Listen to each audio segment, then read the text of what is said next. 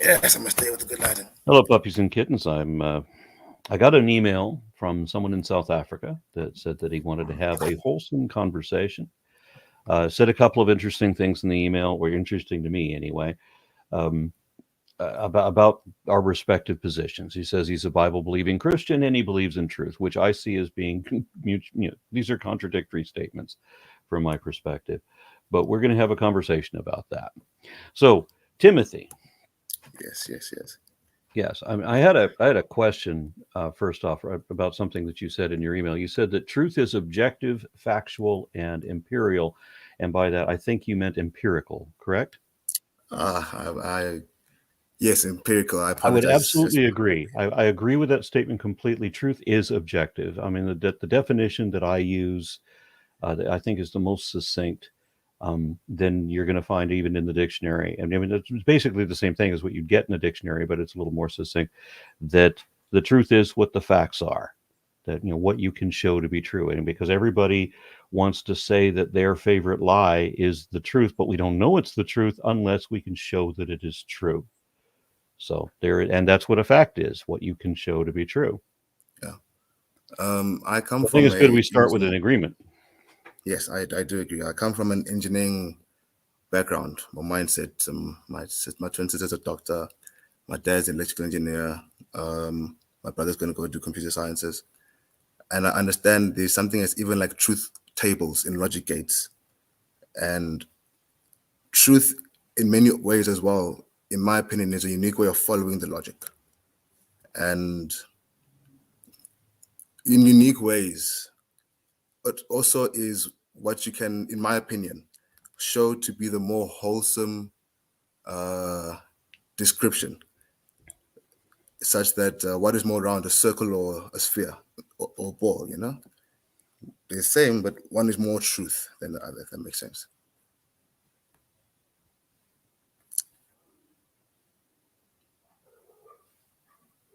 So, I guess. Okay, I follow you. Go ahead. uh, um, may I, may I don't know if you have any more other questions. Well, not to start with. I mean, you Uh, you mentioned something about truth being proving truth is the difference between theories and laws, which yes. that confused me because I think we're using different definitions there. I mean, Uh, a law when we're talking about laws of nature. These are something that is they're determined by people to be true, and not all of the laws that we've come up with have proven to be true all the time. So there have been a few that we've had to discard after someone comes up with them. example What's that? is the example of laws, not theories, laws that had to be discarded. Yes, the law of in the late 1800s, there was the law of biogenesis and the biogenetic law, both proposed by different scientists almost at the same time using practically the same word. Uh, Biogenesis being that life only comes from other life. right. Isn't that And also that, part of Mendel's laws of genetics? I'm sorry, what? Mendel's laws of genetics. Mendel's laws of genetics. So, Mendel's laws of genetics, I have them mm, listed, and yeah, those are fine. But mm. the biogenetic law was one that was proposed by Ernst Haeckel, Which and it year? was the way. 1800s still. I'm sorry, what? Around the 1800s. Yeah, late Mm-hmm. 1800s, yes. Mm. So Ernst Haeckel proposed what he called the biogenetic law, and it was his theory, his presentation of recapitulation. Now, at the time, theory and law were almost interchangeable, with something that was later revised. But the way that he worded it, it was very close to being correct, but he worded it so that an embryo passes through the adult stages of its evolutionary history, and by specifying the adult stages, then that nullified the law. It was later determined that by Ernst Mayer's laws of embryology, that no, it only passes through Mm. the embryonic stages of There evolutionary. is there is a mindset I personally have to myself. If there's ever a time it is not, it never was in the first place. I'm sorry. And if there's ever a time it is not, it never was in the first place. Can Nokia at the you? time was the best selling phone company, And then there's a time it was not the best-selling phone company. In my view, it never was the best-selling phone company in the beginning, if that makes sense. Like, for example, the So previous holders of world records. You think you're the best, yes, but if there's ever a time you're no longer the best in the world record, you never were the best to begin with. okay, so the world champion in the 1980s or 90s at any given thing was never the world champion, was never the best at what they did because someone else came along later. And If there's those ever a so time that, you that want, later person is not the best either, because even at that moment they are the best, but they're not the best at that moment, because someone um, eventually will be better, but somebody's not better now. I understand what you're saying, but I look at it in an entire ensemble of time. For somebody like Usain Bolt, you look at him run and you think to yourself, no one's going to beat his record. This guy has solidified himself as the greatest. And I struggle to see it being overtaken, if put it like that. Certain things are established so anchoredly that you can say, truly, this is the baddest man on the planet. Truly, this is the fastest man in the world, because they've done something that set a bar. But I simply put to you that if ever there's a moment where Usain Bolt's record is beaten, if there's ever a moment he was not the greatest, he never was the greatest to begin with. So he's the fastest in the world now, and Hmm. he will be right now the fastest in the world only so long as no one ever it becomes the fastest in the world at a different time. Because Yes. if somebody in a different time is a faster runner than he is now, then he's not the fastest runner now. Um, I look at it, like I say, it's in the view and perception of entire ensemble of history. You can get the But is he WWE the fastest runner or now? Because if he's not, that means that somebody else is faster now. I understand, but when I'm like I say, I'm speaking of a timeline ensemble, such that how do I put it? I'm South African. Who can be better in my view than Mr. Nelson Mandela, for example? He's established it in such a historical way that is anchored not only now but through time, if I could put it like that. And some people, Muhammad Ali maybe, he said, "I am the greatest," and he said it. And when you look at it in all of it, if I put it to you, but it's like this: biologic gates, a zero stays a zero. It does not become a one. And if there's ever a time you are not, you never were in the beginning. That's the premise.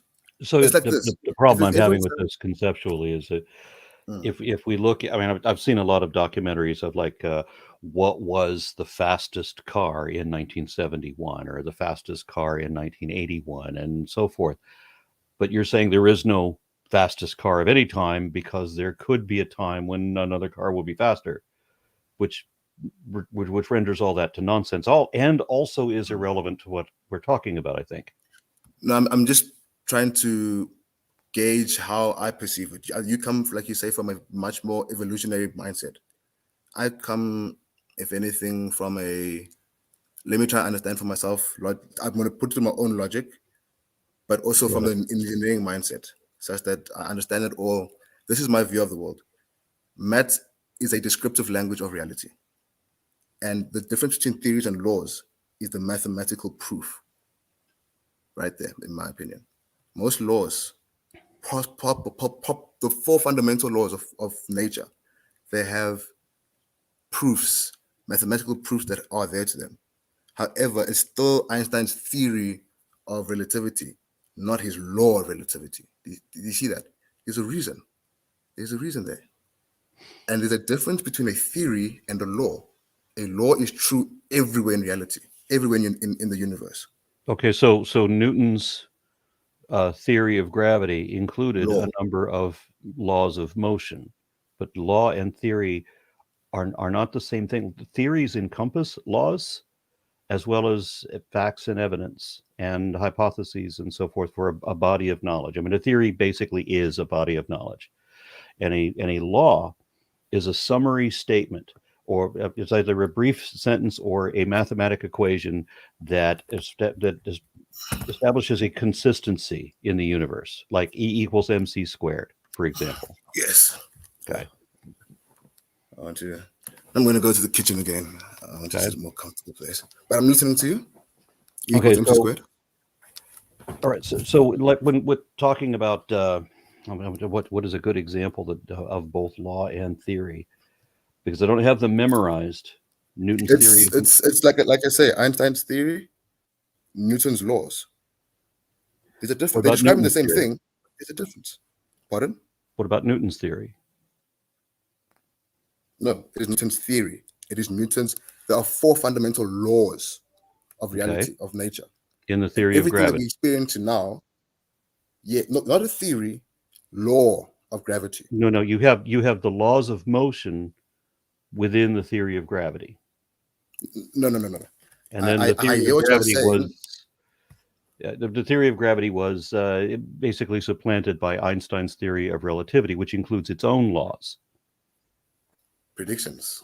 Okay, if I can put it like this, a law and a theory. A theory technically cannot be proven just true. If it's a theory, it has to be in its wholesomeness provable and visual. There is a rule in science that you can never prove anything in the positive sense. That's correct. But you can prove it mathematically. And that mathematics is different from the science. Descriptive language of reality. If you can make an equation that proves it true, at the end of the day, the numbers will prove it true. Just to clarify, the rules are slightly different for mathematics versus science. The rules of what a theory are different.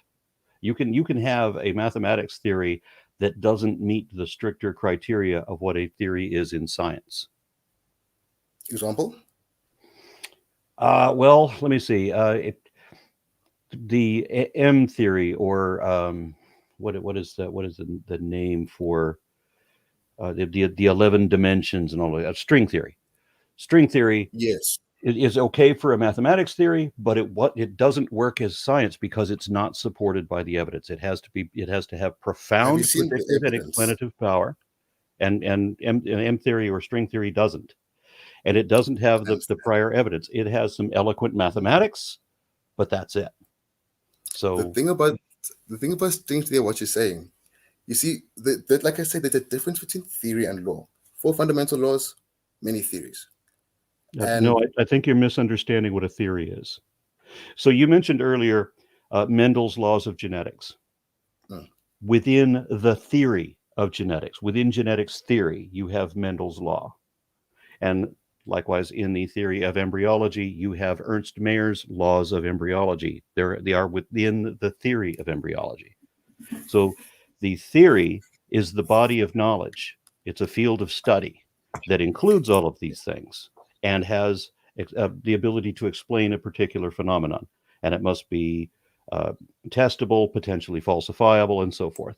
And there's the rule that you can never prove it true. So atomic theory, it doesn't matter how many nuclear bombs you explode. It doesn't matter how many nuclear engines you produce that run and function.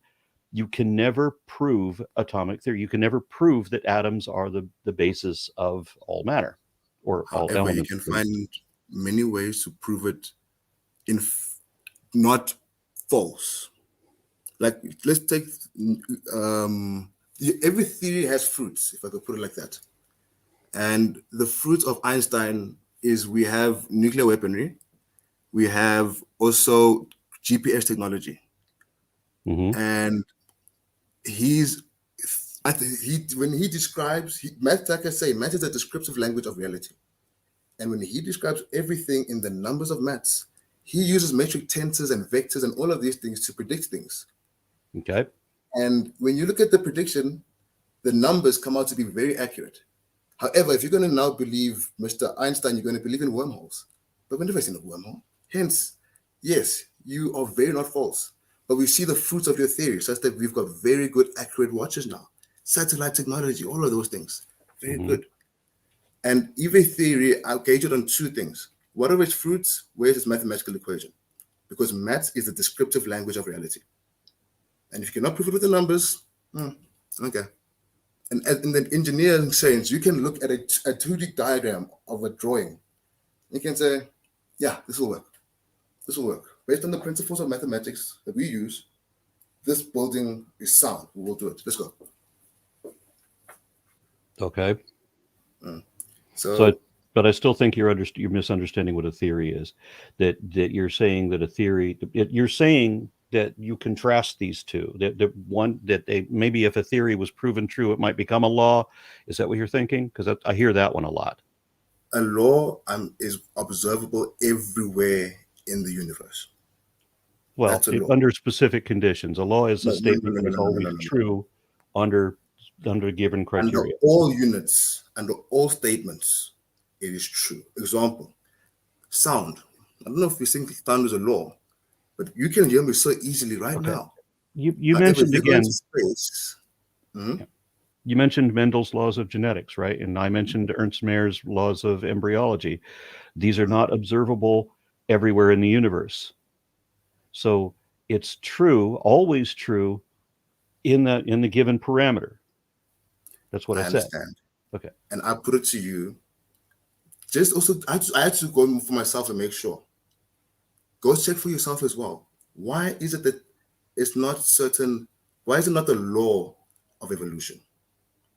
Because Just. the theory of evolution includes many laws, like the law of No, biodiversity, I Darwin's law, understand. the Yes, law of monophily.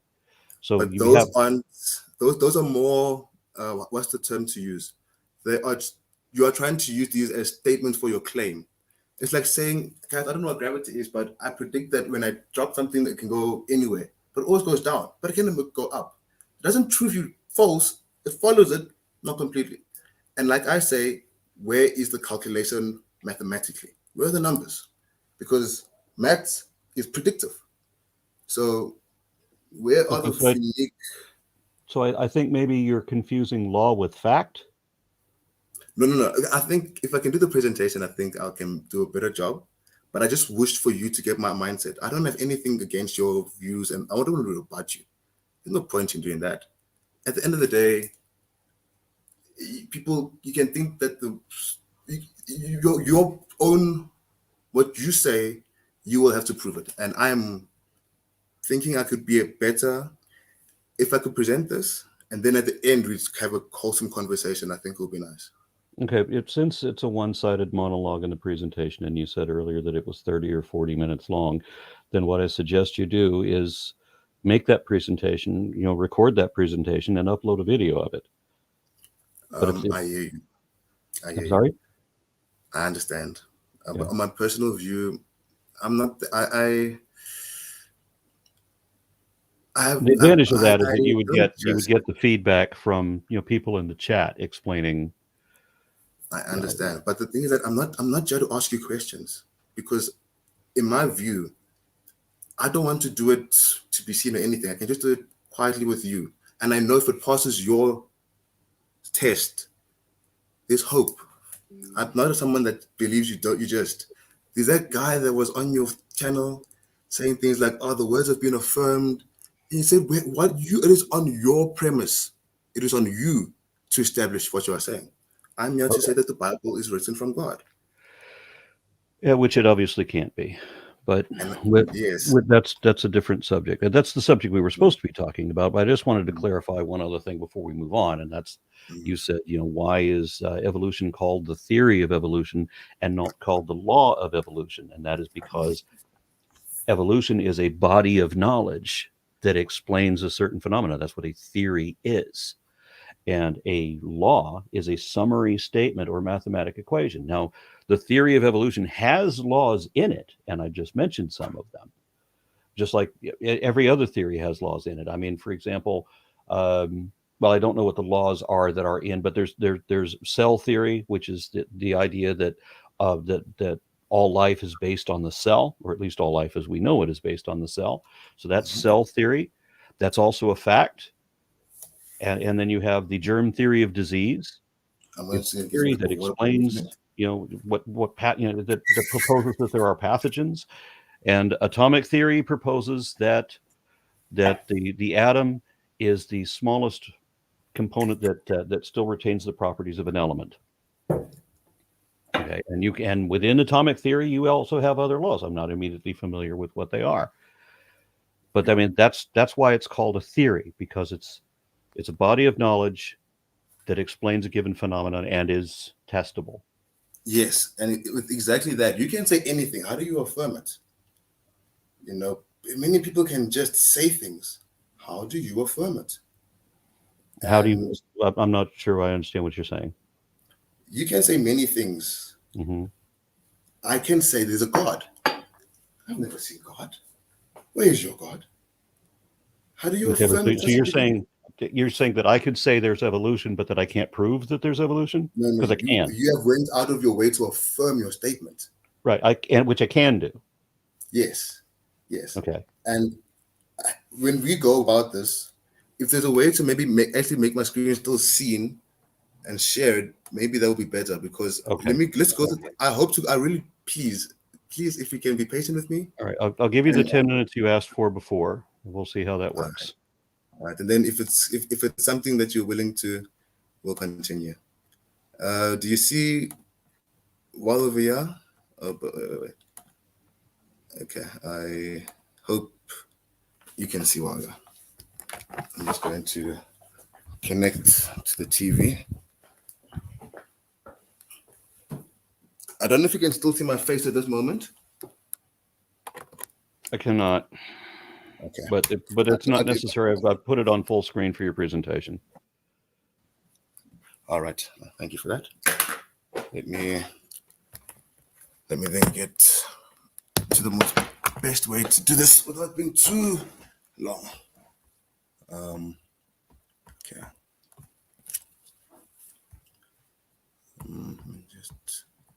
Let me not waste.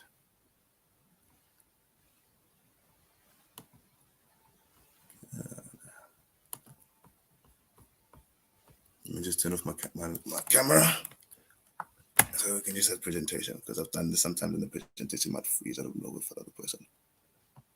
I'm going to turn off my camera. Okay. I trust you can see well. You see your screen. There was no need to turn off your camera. I did full screen on your presentation. I understand, but I think just simply for what's the word? We're doing a very long distance call, so for the best quality call, I think it's just best to not waste the Okay. the speed. Okay. Oh. Okay. Yes. Yeah. So how do we know? And I'll title this "Authenticating the Bible with the Signature of Christ." And it's my name. Now, question: do you believe the Bible is from God? I will obviously take what I know, which is your answer is no. And I will just tell you a little bit of a story. There was once a time I was going around and I dropped my cards and I picked them up randomly, I turned them over, and I was shocked. It was 1 1 1 1 1, 2 2 2 2 2, 3 3 3 3 3. It just fell. I picked them up and it was in that order. Would you believe me? Do you believe me? If I were to tell you that story, would you believe me? Yeah, because it's possible to do that. To drop cards and pick it up and it's in perfect order. Yeah, it depends on how they fell. It doesn't mean That makes when you drop cards that they don't have to shuffle themselves. And if you already had them in that order, it's possible that they fell in that order. I understand. I hear what you're saying. But you see, how many possible ways can you actually arrange a deck of cards? You can arrange it 52 I don't know the factorial ways. numbers.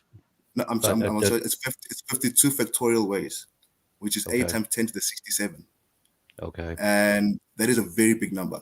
And if I can put it to an analysis, if you can accept a 16 billion year universe, that means we only have 4 times 10 to the 17 seconds. There are more ways to shuffle a deck of cards. Where did you get 16 billion years? If I'm understanding, that is a timeline to the Big Bang. It's almost 13 point something billion. Oh, that means I'm more assured than in these calculations. Okay.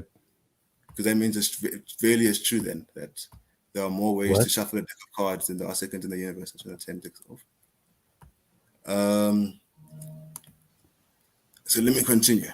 So there are going to be people there as we watch this video and when it plays, by now there will already be comments in the chat saying, what does this have to do with whether there's a God or not?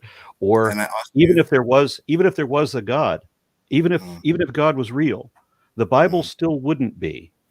I understand. So And the I asked Bible you would to be still patient. be wrong even if there is a God. So what does that have to do with dropping decks of cards? The thing is that it's a way of saying that there's order and then there's non-order. You see, how do you know money is real? If you got $100 bill, how do you know it's real? You take the bill and you maybe put it in the sunlight and you will see certain things in that bill that'll make it real. And you do not go external of that 100 Rand bill. You only use the note to prove it's from your government. You don't need to go external of the note. And the thing is that a person should be able to prove the Bible is from God using only the Bible. In 1 So it's Peter circular 3, reasoning, let which is me a finish. logical fallacy. I understand, but if you may just please be patient with me. I'm just trying to establish a rapport, if I could put it like that. But in 1 Peter 3:15, it says, but in your hearts, revere Christ as Lord. Always be prepared to give an answer to everyone who asks you to give the reason for the hope you have, but do this with gentleness and respect. Okay, And that's what I so want to do. okay, yeah, but circular reasoning, you understand, is not logical. It's Yes, and I it's am an not, invalid argument. and I'm an engineering mind. Logic Okay, is not where I follow. And okay, I so ask myself, are there given secrets? yeah, so you want to propose that there's a God, okay, but worse than that, and we can have that's one conversation, but you want to propose that you want to defend the Bible. Now there's a problem because while it is logically impossible to disprove God, it's not logically impossible to disprove the Bible. The Bible is disproved. I So if the understand. Bible is the basis, then there's a problem with the God claim. Then let me fall on my face. Let me stumble on my feet. Let me make a mockery of myself and prove you right. Are there secrets in the Bible? Proverbs 25:2 says, it is the glory of God to conceal a matter, but the honor of kings to search them out. And all of these other verses as well. I'm confident that yes, there are secrets in the Bible. The Okay, Bible so is made. the question would be: you have a body of claims that are in the Bible. You've compiled these claims in the Bible, and I say, okay, well, what is your evidence that these claims are true?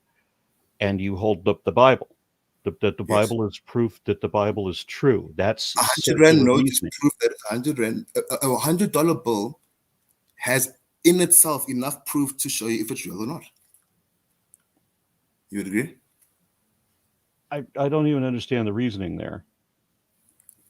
How do you know money is from your government? How do you know money is real? It's fake. People make fake money. Well, How do you technically, know the money money is isn't real? real. I mean, it's a concept, but No. Let's not go that far. I'm just saying that they print dollar bills, they print rands, they print euros, okay. and then people try to counterfeit it. How do you know if it's Okay. authentic bills from the government? You take the Okay. bill So and you just use following the that bill. same logic, then, if you present the Bible, you present this collection of claims, Mm, and we know that there are 66 books in there, and mhm, that there were 70 something or maybe 80, but mhm, that several of them were taken out. mhm, And so that this was humans who determined that these books were not the word of God. mhm, And yet the books that we kept refer back to those other books that humans have taken out. mhm. So how could they not have been the word of God if the other words, if the other parts of the book that people have kept in referred back to them? I understand. But you see, Why would God source a human author, right? God wouldn't when do that, people, right? Mr. Aaron Ra, I understand. And my hope is to, if you may just give me the 10 minutes, Okay. uninterrupted 10 minutes. And if I'm unnecessary, Okay. bash me at the end. But Okay. uninterrupted 10 minutes. Maybe I might try and make dialogue here and there, but I just wish to Okay. show, if anything. Okay. So, of course, I'm sure you already know the Bible is made up of two languages. The Old Testament is Hebrew, and the New Testament is Greek. And let me just get my pointer here. No, I'll just use this here. Oh boy. Oh, I turned it off. That's why. So yes, the goodness me. There we go. There it is. There it is. Okay, so wait, I can make this look a bit better if I just make it a pen. There we go. So the Bible is written Old Testament Hebrew, New Testament Greek, two different languages. I don't know if you know this, but all languages right towards Jerusalem. All countries all countries east of Jerusalem, right from right to left, so Arabic, Hebrew, Chinese, so on. And all countries west of Jerusalem, right from left to right, Spain, France, Germany. But I don't know what you're going to do with that information. But these two unique languages that the Bible is written out of, Old Testament Hebrew, New Testament Greek, they're unique alphabets. These alphabets, they do not only carry sound, like the letter S just gives us a sound, but these other ones, they also have meanings and numbers attached to them. Simple one, the letter He. In Genesis, so He is number 5, and it has the symbol and the meaning of it is to behold, to reveal, to show, but it also means the essence, the spirit, the breath. And in Genesis 17, verse 5 and verse 17, God establishes his covenant with Abraham and Sarah. And it says, neither will you be called Abraham, but you'll be called Abraham. And neither will you be called Sarai, but Sarah. What is done there? God puts the He, basically. He establishes his essence. That's basically a small way to understand what is happening in the Hebrew. Other ways of how these alphabets work. The first letter in the alphabet of Hebrew and in the Greek, Alf. Alf is 1. It's an ox, a bull, strong, the leader. That's Alf. And this is an entire prefix in our English, but it is a one letter in these languages, Alf. And then there's another letter, Bet. Bet means house, dwelling place, and all of something like that. We also know Al means God. So, for example, Bethlehem, house of bread, Beth Al, house of God. And now, what do you think happens when you put these two together? The first 2 letters, you get the leader of the house, or Abba, which is the name for father, the leader of the house. And Hebrew and these letters uniquely work such that if you look at the letters, there's a much more information, such that if you look at the letters, you don't have to know the language, but if you know what the letters mean, you can decode it uniquely. So how do you hide a message in a message, basically? And I want to show you what is ultimately called the equidistant letter sequence. And the equidistant letter sequence is a way of hiding a code in a code. It's not that great on other areas, but it is usable. And I went too far. See, if I give you this sentence, Raps explained that each code is a case of adding every 4th letter to form a word. When you look at every 4th letter, you'll get the words, read the code. And that is a way of embodying and encoding a message in a message. So the first 5 books of the Bible, Genesis, Exodus, Leviticus, Numbers, and Deuteronomy, they are called the Torah. They come as a package from Moses. And they are used with these 5 unique letters. 4 unique letters in the Hebrew. And remind you, Hebrew goes from right to left. So it's a Tav, a Vav, a Resh, and a He. Those are the 4 letters that are used for the Torah, or the 5 books of Moses. Now, many people know and understand that 7 is a property of the Bible. It's a hypothetic structure, for example, as what they would use in the mathematical sense, hypothetic structure. So what happens if you square it? 7 squared is 49, right? So now let's go to the first. We're going to go to the original Hebrew that the Bible was written in. And if you go to Genesis, go to the first Tav, count 49 letters, you'll get a Vav. Count 49 letters, you'll get a Resh. Count 49 letters, you'll get a He. Torah, encoded in 49 letters. And you think, whoa, okay. Now, just think of whatever odds that could be. Think of the odds and just know that for it to happen again in Exodus, because in Exodus, do it again. Go to the first Tav, skip 49 letters, you'll get a Vav. Skip 49 letters, you'll get a Resh. Skip 49 letters, you'll get a He. Whatever the odds of it happening the first time in Genesis, they just got squared. Not doubled, squared. And now you think to yourself, okay, Genesis, Exodus, Leviticus, it doesn't happen. And you might brush off a sweat. But then you go to Numbers and something different happens. You actually go to the hair, count 49 letters, you get a resh. Count 49 letters, you get a vav. Count 49 letters, you get a tav. Torah spelled backwards. And it happens again in Deuteronomy. Torah spelled backwards. And you sit back and you're like, whoa, whoa, whoa, what is actually happening here? We need to take a deeper look. Genesis and Exodus, the Torah one way. Skip Leviticus, Numbers and Deuteronomy, the Torah the other way. In Matthew, chapter 5, 17 to 18, Jesus says, think not that I come to destroy the law of Moses, which is the Torah, or the prophets. I did not come to destroy, but to fulfill. For verily I say unto you, till heaven and earth pass, not one jot or one tittle shall pass from the law, till all be fulfilled. And you ask yourself, okay, what's a jot? What's the tittle? A jot is a character in the Hebrew alphabet. It's the smallest character in the Hebrew alphabet.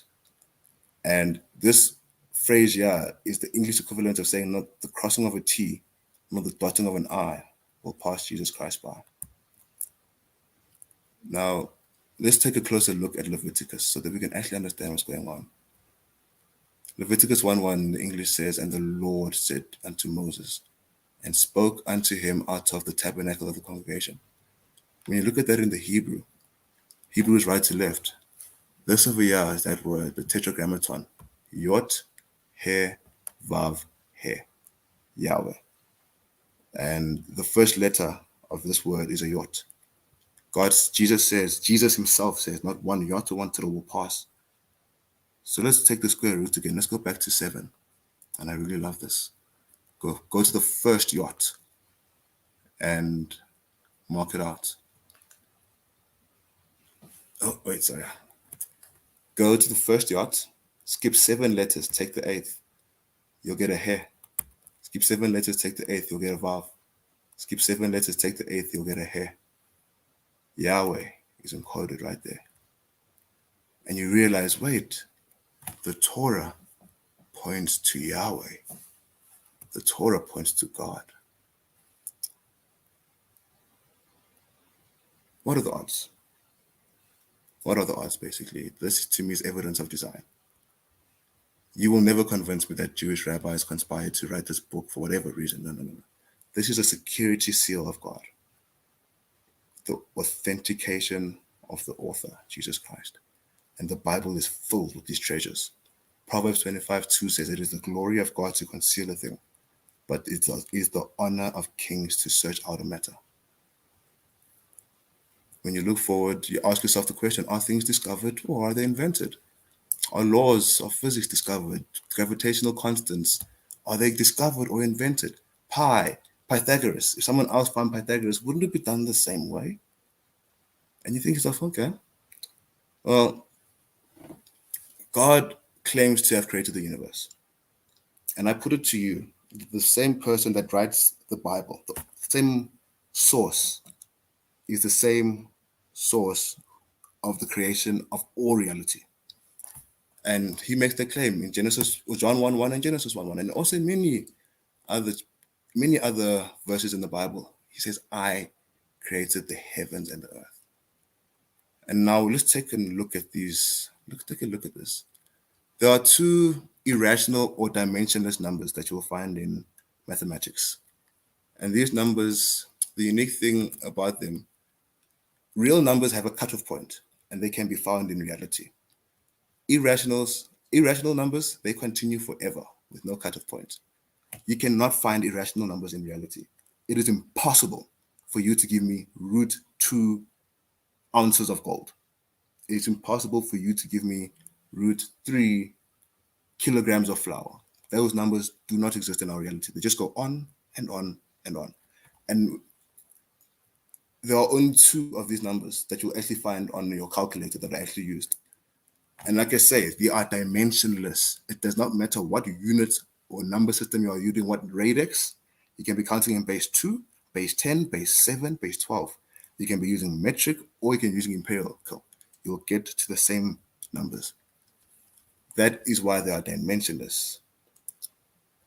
When you look at this closely, these two numbers, these many dimensionless numbers and irrational numbers, but there's only two you will find in your calculator. And these two numbers are uniquely woven into the creation. Numbers, the number pi, and that number is 3.1415926, and it goes on and on and on. But pi is a fundamental circle constant. You know, if you're doing trigonometry or anything like that, and you see pi, circles, repetitive, its curvature is being described. And there's another number that maybe you might have not come across unless you've done a high level intensive maths. It's a number called E, or Euler, some people call Euler's number. And it's 2.71828182, and it goes on and on and on. And this number, I can show you how to derive it maybe afterwards, but it is a number that describes the smallest possible, or in my words, it describes the smallest possible change, such that it describes change, the smallest possible change so well that as soon as you see E in anywhere, you will see growth and decay ultimately being described. It's used in engineering, and it is mainly also used in finances. The unique thing about these two numbers, if we didn't have an understanding of these two numbers, I put it to you that we would not have the technology to be doing this conversation right now without the understanding of these two numbers. So let's go. John 1:1 and Genesis 1:1. In the beginning was the Word, and the Word was with God, and the Word was God. Genesis 1:1. In the beginning, God created the heavens and the earth. Let's take a closer look first at John. When you look at it in its original Greek, Greek is a very precise language. Every verb has to meet 5 parameters. It is very precise Greek. And like I said, every single letter has a numerical value associated with it.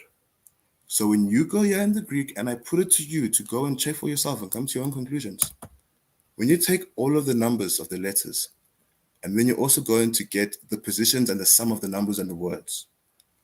And we have a unique formula that we'll use here. The formula says the number of the letters multiplied by the product of the letters over the number of the words multiplied by the product of the words. And this is all the information that we need here. When you look at it in the Greek and you do it, you get the number 2.718313 times 10 to the 40. And you wait, that's the number E. E is 2.718. Not only that, it is literally over 99% accurate. It is accurate over the second decimal place. It is more accurate than soap and germs. And you think this is a coincidence, maybe. But then you go to the Genesis, you do the exact same thing. Put it in the Hebrew, crunch the numbers, and you will get the number pi. And you think to yourself, wait a second. What is happening? Wow. The Bible is indeed from God. Then why then is it wrong about everything it says? Because people do not know how to read the Bible. They do not know how So to divide the Bible the says that there was a global flood that submerged all the mountains. Why does it say that when we know that didn't happen? And Mr. Aaron Ra, I really wish, I do not want this to be the first time we converse. I really hopefully look forward to us conversing with each other.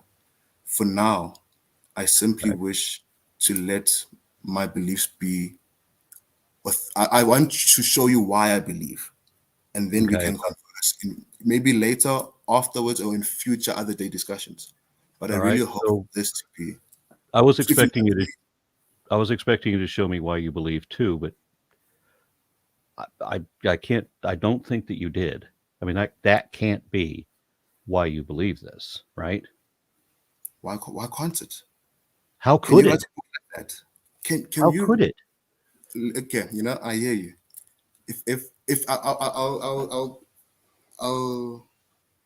I mean, you tell me that okay, so if you find these two lines and if you jumble them up in just this particular way, then you're going to get this number. Okay, so what? And if you go to some other part of the Bible, that's not going to happen.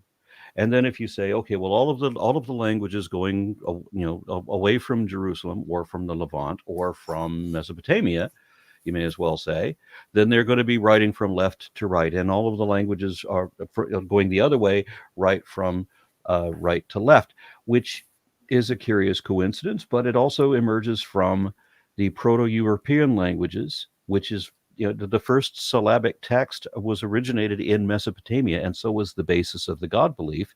And then that statement's not even consistently true, because Sanskrit is east of Jerusalem, as you put it, and it writes from left to right. So that's not even a consistency. You don't. What you're talking about is you have a book that's full of ridiculous stories that are definitely Yes. parables. It's full of things that are not true. There was no Adam and Eve. There was no, the Tower of Babel did not happen the way it's described. Neither did there was never a global flood. We know that those things didn't happen, and nor did Moses even exist, apparently, according to Um, biblical scholars. So with all of these things that we know are not true, the Bible's not going to be right no matter what. And you're giving me the same kind of apologetics that Muslims give for the Quran. I could probably show you. It would take me a while to find it, but I can probably show you a website that advocates the Quran using almost the same arguments that you do here. I Talking about understand. what a miracle it is that the Quran says all of these things in the original Arabic, of course, because it only works in the original Arabic. So why then aren't you Muslim instead of Christian? And then the Mormons have similar kind of things.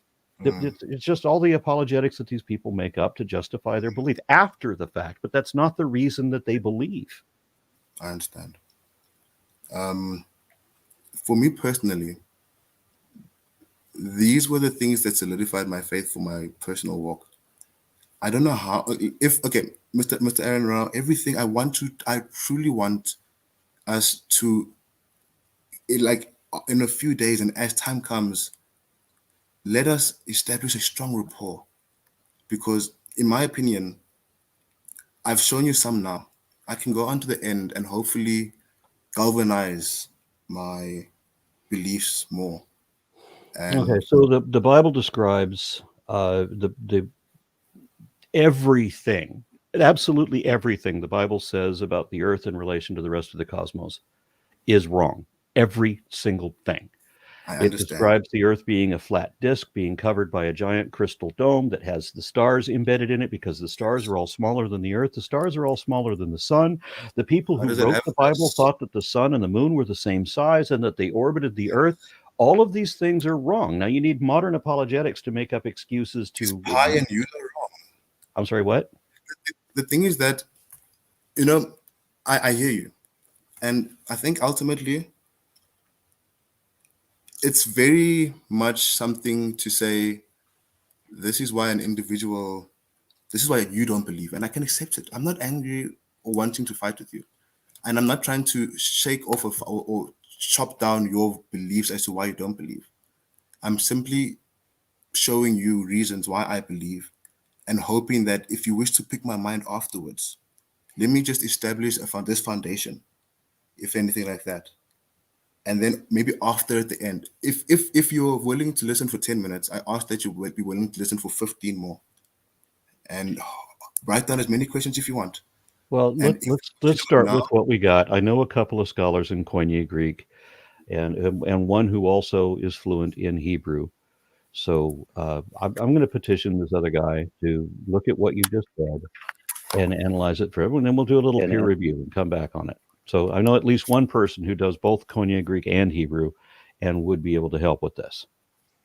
But then, as I said, that doesn't matter, because you have Muslim apologetics that use the same type arguments. And none of that matters, because all of the basis of it are stories that we know are not true. So why would you I believe? understand. If you want to say that the Bible was written by God, is God a prankster that he wants to confuse everybody and tell us things that are not true but make us believe it anyway? That makes no sense. If God was real, we would not need faith to believe in him. Faith is something that is required. The only thing in the universe that wants or needs your faith are liars and salesmen. Truth doesn't need faith. Credit banks need your faith in order I'm for sorry, there to what? be credit cards, banking systems. The whole commerce system requires a large amount of faith No, for it you to have doesn't. credit cards. They have protections and provisions that they're going to make their money back one way or another. But don't people still just foreclose, get banklisted, don't pay their bills? Yeah, and That's what then the and SVB then that's how the banks get their money back. So faith is a Yes, belief that faith yes. is a firm conviction that is not based on scientific evidence. But you have to And, believe this person, I'm going to give him the money. I believe but he's you going don't to have hold to true believe to his that. payments. But you don't have to believe that. Why don't you have to believe it then? You evaluate risk, and the banks already have protections in the case of that risk The defaulting. thing is, everything that you are saying, I understand, but this is the power of mathematics. Mathematics is predictive. And with such a language like mathematics, you can make a long bunch of strong predictions. And Okay. you can say, yes, this guy has this credit rating. You can basically do things to make a stronger guesstimate at the end of the day. Mhm. You can never definitely say this person is going to hold to his But at no payments. point do you have to believe without evidence. So faith is not a factor here. There's estimates of probabilities, there's evaluating risk. Okay. And so we know that given we can take this much risk, and if this many of them fail, we will still make our money back, we will still make our profit. And that risk could also turn the other way. So there's not, you have evidence and you don't have a strong belief. Okay. So it's not faith. Faith is strong belief, no evidence. Um, I hear you. And if you can allow me, Okay. let me show you more of why I believe. Okay. We haven't seen any of why you believe. Yeah, and You if I'll believe, be able to you do believe that. because you were taught this since you were a child. You were programmed to commit this to yourself, to make it part of your identity. To you were never taught to think analytically or critically. You were never taught to evaluate this, to find ways to disprove it if it isn't true. You were just always told that you have to believe it and find any excuse you can to reaffirm that faith. That's why you believe.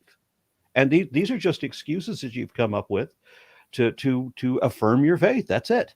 But it's not the reason you believe. Um, do you think Moses knew pi? I'm sorry. Do you think Moses knew pi? Do I think Moses knew pi? I don't think Moses existed. Then do you think whoever contrived these books would go as far as to put this inside?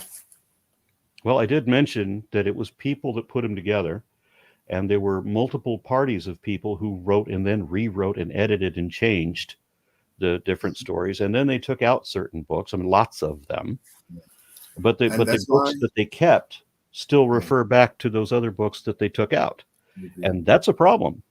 I agree. And you know what I really like about you, Mr. Aaron Rod, is that you fan me into flame. I, All of this, pardon? go ahead. I'm saying what I like about you uniquely is that you fan me into flame. Um, everything that you are saying, I really want to expound on it, but I want to do it with such at least a parameter set that we know what the topic is. And my topic of this was, I'm going to put this to you and test it. Okay. And if whatever in future or even now, if you have the time, I'm not doing anything tomorrow, I'll stay up. If now or in future you have more questions or you want to pick my mind, I can only necessarily jot them down. I'm a person of presentation, and because it keeps my thoughts straight, or else I'm all over the place. But the thing is that, like, how do I everything that you are saying is something what I've went through. I've went through this view that if you have God, you must be speaking in tongues. If you have God, people must be prophesying. You must be doing all of these things. And then I think to myself, I'm not doing the voice of God as audibly as you are hearing me now. I am not speaking in tongues. What's wrong with me? Am I less holy? And I learned for myself personally that the line between what the Bible says and what people say the Bible says is a very, very far thing. Yeah, You that's a need good point. I mean, for example, the Bible never says that the serpent in the garden was supposed to be Satan, but Christians believe that. Bible doesn't say that, but the Bible doesn't even allow that to be the case. But Christians believe it anyway. So and that's the biggest issue right now is that people rely on your biblical illiteracy for their falsehoods to thrive.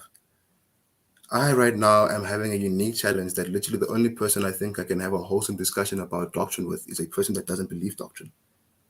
That is how poor it is on my side of the fence. I seem to be the only one, at least on my side of the world. And your frustrations, I resonate with them because I didn't go to seminar school. I didn't go to Bible college. I didn't go to anything special. I was just a person that my curious mind had to affirm for myself. I mean, come on, you guys are telling me my belief. If you're going to get a mechanic or a doctor, you want the best doctor, the best mechanic for your car. This is something for my soul. You're not supposed to be the best as well. And basically, people all over are just speaking Christianese, but they have no idea what they're affirming, and they waste it away. That's the problem. And I believe that I can at least hopefully say, look, everybody on your channel from previously, throw them away. I will try my best to affirm this to you rather, and to take all the questions. I have more that I want to affirm, and I want to affirm it now because hopefully maybe after you sleep or after some time, you think stuff, look, it's just too coincidental. Because I want to say a statement that says the Bible was written by man, but it was authored by God. That is my statement. And I can't just say these things. My Bible says I must prove it. And you need to show it. You need to show it. And I said for myself, when I was younger, I loved forensics. And I said to myself, the forensics use only the crime scene. They use only the evidence from the crime scene to get to one perpetrator and say, you'd committed this crime. If God created the universe, there should be evidence. It should be a forensic scene that we cannot deny. And that's what I had to go and prove out for myself.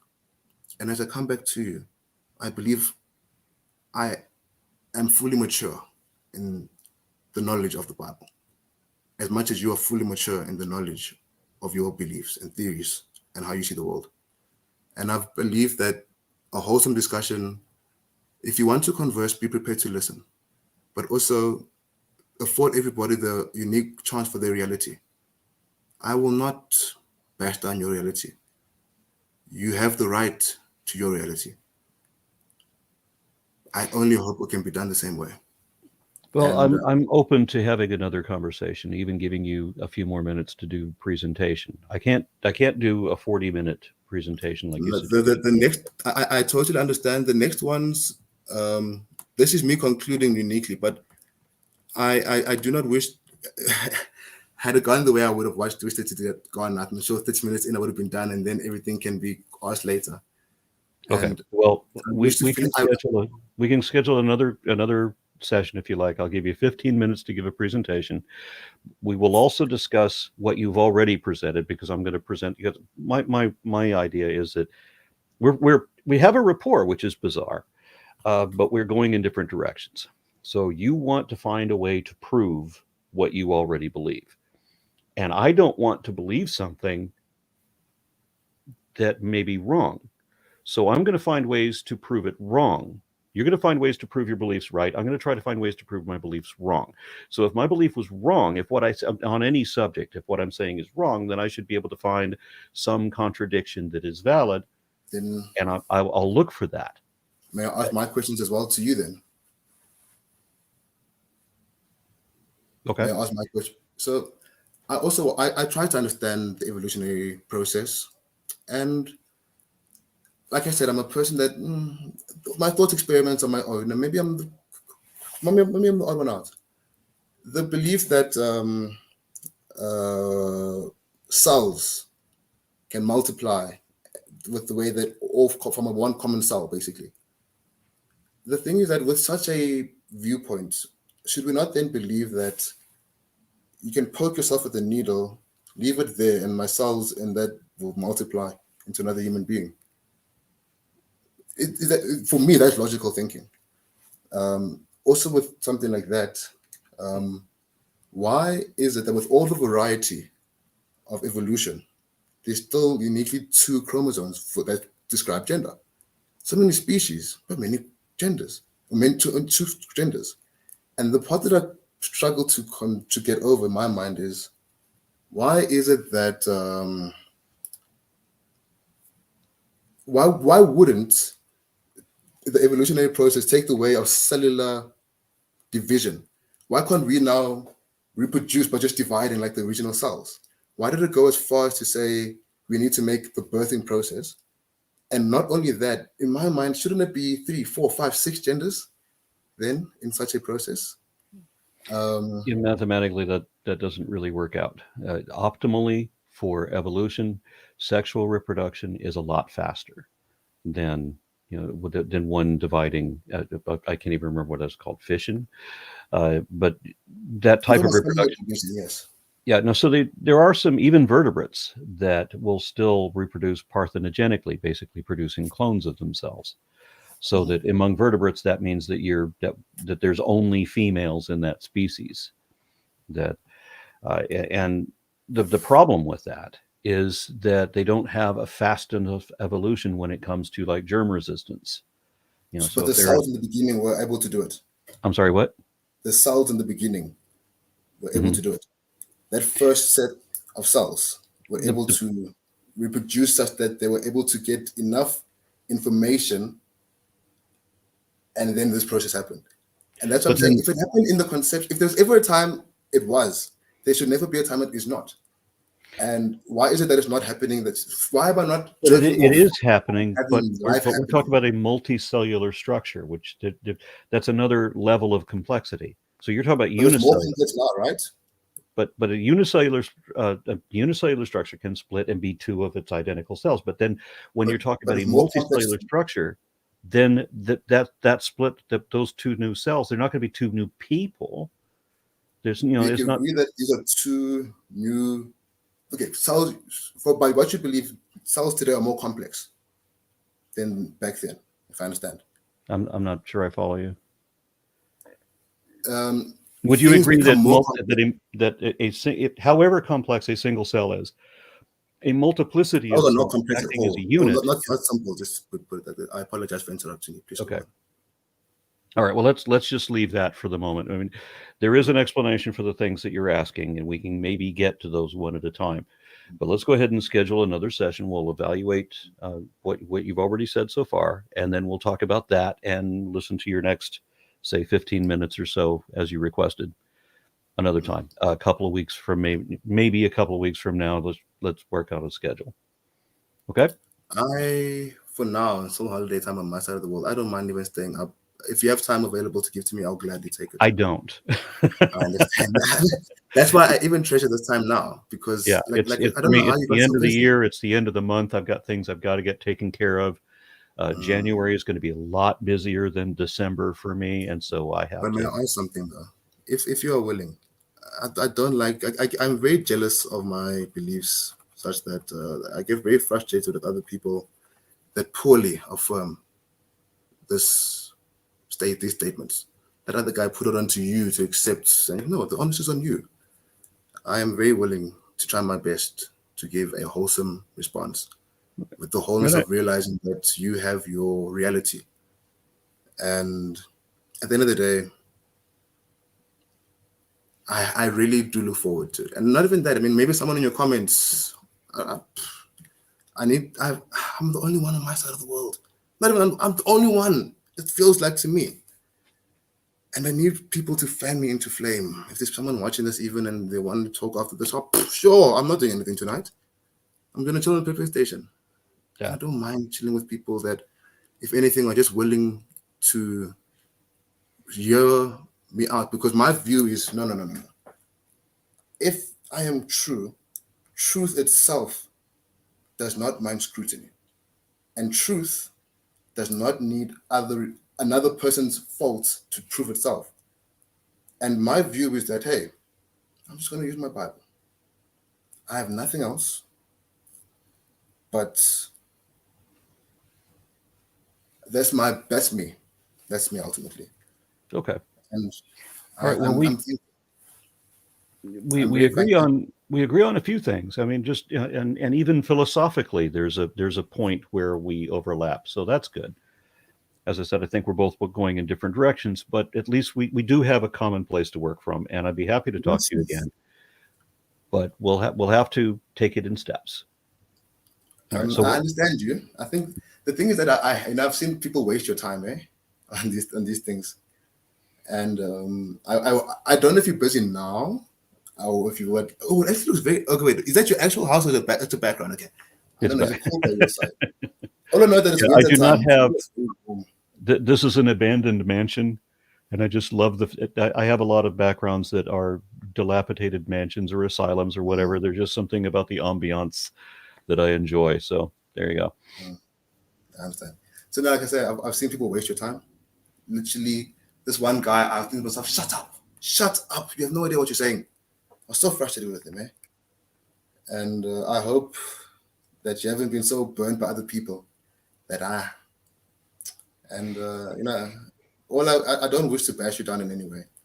Yep. I simply wish to just show you, without rebutting yours, just what I view. Because ultimately, there's a reason why we first thought the sun revolved around us, and then we realized, no, we revolve around the sun. Something happened. That mindset changed. So thank you for your time. I'm thank you. You have done what many. It's not a. I hope it's not a statement in vain, but you have done what many Christians couldn't, and that's discuss doctrine and Yeah, beliefs. well, you're alone. You're alone in another way too, because I can sense sincerity in you, and I don't get that sensation from a lot of believers. Yeah, most people just want to defend their belief, and they will do it with any lie they need to. Mm. Yeah. If I may just make one final request, can you, if possible, can you like put this on this video on like a Dropbox link that I can download? I didn't. Oh yeah, This, you'll have the link for it. I mean, it'll be public, right? And thank you. I'll send you the link. I So think I also have to just go through the comments yeah, and see. But thank you very much for fanning me into flame. I right. like it. Enjoy the rest of your day. Thank you very much, sir. Goodbye. Goodbye.